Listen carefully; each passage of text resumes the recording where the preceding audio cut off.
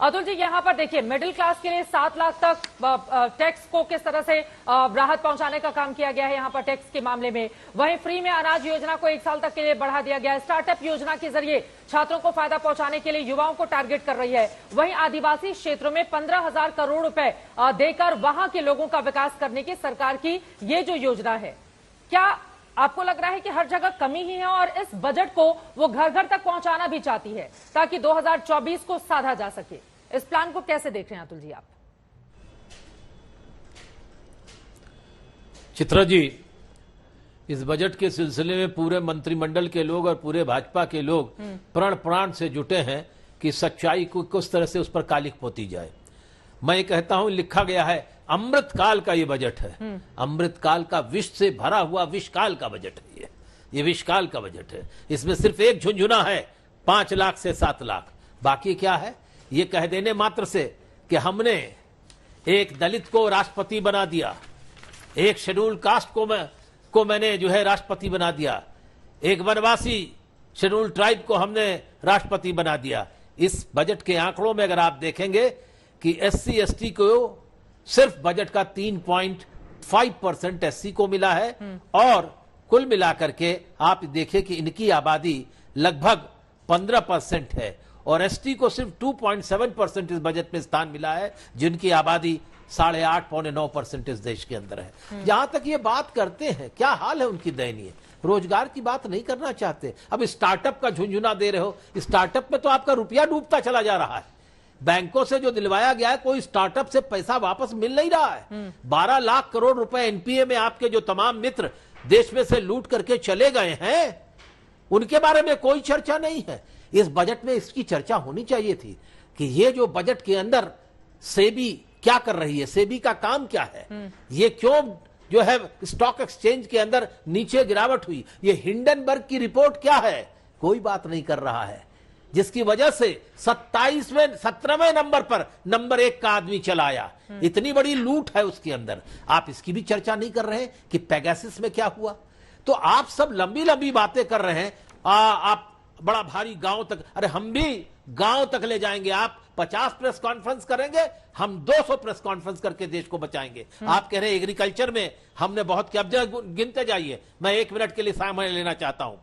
Total agriculture and allied sectors के ऊपर 2022-23 में 1,51,521 रुपए करोड़ का प्रावधान था, जिसे 2023-24 में 1,44,000 कर दिया गया, करोड़ रुपया कर दिया गया, 5% गिरा दिया गया। ये कह रहे हैं ना किसान की आय दुगनी करेंगे। कैसे दुगनी करेंगे?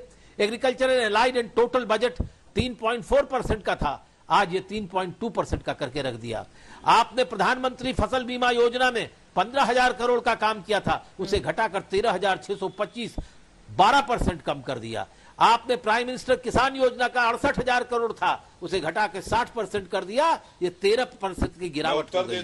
मनरेगा में 73,000 करोड़ रुपया था, आपने घटाकर 60,000 कर दिया, ये 18% घट गया। मैं कह रहा हूं राष्ट्रीय कृषि विकास योजना में 10,433 करोड़ रुपया था, जिसे घटा के 7,150 करोड़ करके सबसे ज्यादा 31% की कटौती कर दी। और प्राइम मिनिस्टर की आशा प्रोग्राम जो MSP के तहत आता था, उसे 1 करोड़ दिया था, उसे हटाकर खत्म कर दिया। हम वो आंकड़े दिखा दे रहे हैं जी। और प्राइस सपोर्ट मार्केट इंटरवेंशन था 1,015 करोड़ का, उसे घटा करके आपने 0.1 करोड़ करके सब समाप्त कर दिया। तो मैं ये पूछ रहा हूं, ग्रामीण भारत के लिए ये विपदाओं से भरा हुआ बजट है।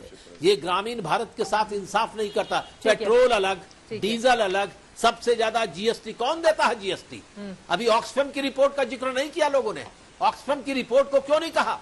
उस वित्त मंत्रालय में और वित्त मंत्री महोदय ने अपने भाषण में ऑक्सफैम की रिपोर्ट को नकारा क्यों नहीं? ठीक है, इसका मतलब स्वीकार कर लिया। गौरव भाटिया जी, आप जवाब दे दीजिए। पास देश की 40% दौलत है और ये सब आर्थिक नीतियों से पैदा हो रही है। कहां सरकार की ओर से बजट में बड़ी कटौती की गई है, विस्तार से उन्होंने उसकी जानकारी दी है। गौरव भाटिया जी, ऐसा क्यों किया गया? वो कह रहे हैं कि ग्रामीण भारत की रीढ़ तोड़ने वाला ये बजट है।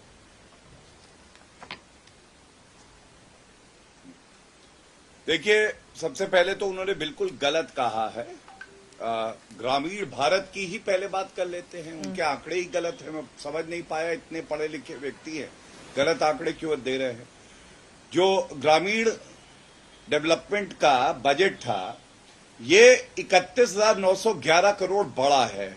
इस बार 2,38,204 है। 2022-23 में ये 2,06,293 करोड़ था। पहली बात। दूसरी बात, आप देख रहे कैसे गुमराह करते हैं तर्क के नजरिए से। देखिए, इन्होंने कहा जो SC ST की आबादी है वो इतनी है, लेकिन बजट का परसेंटेज जो है वो बहुत कम है।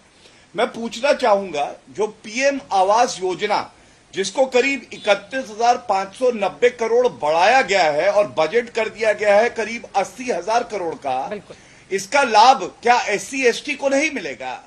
क्या OBC को नहीं मिलेगा?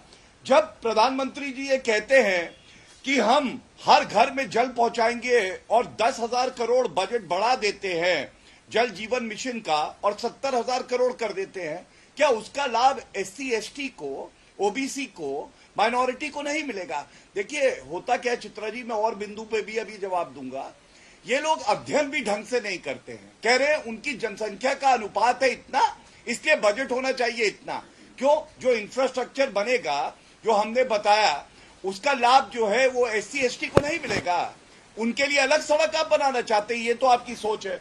तीसरी बात मैं बता दूं कि जब आप जनजाति की बात करते हैं, अनुसूचित जनजाति की, तो ये भूल जाते हैं किस तरह से 740 नए रेजिडेंशियल स्कूल बनाए जाएंगे, क्योंकि हमारे प्रधानमंत्री ये मानते हैं कि शिक्षा से ही उनके उज्जवल भविष्य का रास्ता निकलेगा। और एक बात पे और बता दूं, वो समय याद करिए जब 1 रैंक 1 पेंशन 2013-14 में ये लागू करती है कांग्रेस की सरकार, लेकिन 500 करोड़ का बजट छोड़ के जाती है, केवल सपना दिखाती है। और आपको मालूम है 50,000 करोड़ रुपए का भुगतान जो हमारे सेवानिवृत्त जितने लोग हैं उनको मिला है, क्योंकि 1 रैंक 1 पेंशन लागू हुई। ये क्या दिखाता है? सपने दिखाते हैं, ये पूरा करते हैं नरेंद्र मोदी जी, और इसीलिए इनको दर्द होता है।